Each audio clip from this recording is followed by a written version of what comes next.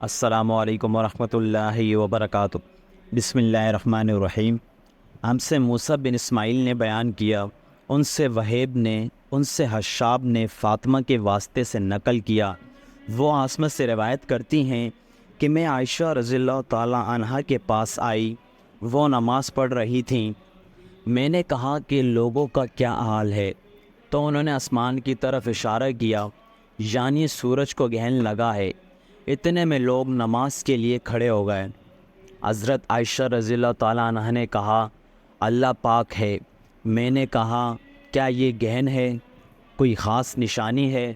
انہوں نے سر سے اشارہ کیا، یعنی ہاں۔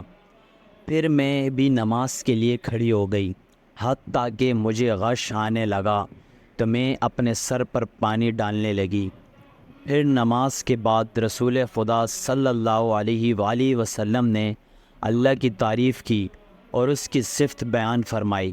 پھر فرمایا، جو چیز مجھے پہلے دکھلائی نہیں گئی تھی، آج وہ سب اس جگہ میں نے دیکھ لیا، یہاں تک کہ جنت اور دوزخ کو بھی دیکھ لیا۔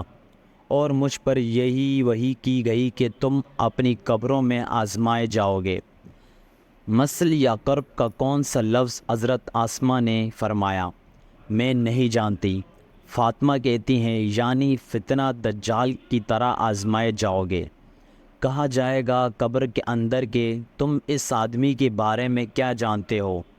تو جب صاحب ایمان یا صاحب یقین ہوگا، کون سا لفظ فرمایا حضرت آسمہ نے؟ مجھے یاد نہیں۔ وہ کہے گا، وہ محمد اللہ کے رسول صلی اللہ علیہ وآلہ وسلم ہیں، جو ہمارے پاس اللہ کی ہدایت اور دلیلیں لے کر آئے تو ہم نے ان کو قبول کر لیا اور ان کی پیروی کی۔ وہ محمد صلی اللہ علیہ وآلہ وسلم ہیں۔ 3 بار اسی طرح کہے گا، پھر اس سے کہہ دیا جائے گا کہ آرام سے سو جا، بے شک ہم نے جان لیا کہ تو محمد صلی اللہ علیہ وآلہ وسلم پر یقین رکھتا تھا۔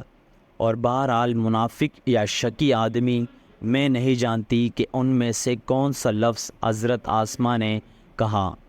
تو وہ منافق یا شکی آدمی کہے گا کہ جو لوگوں کو میں نے کہتے سنا، میں نے بھی وہی کہہ دیا، باقی میں کچھ نہیں جانتا۔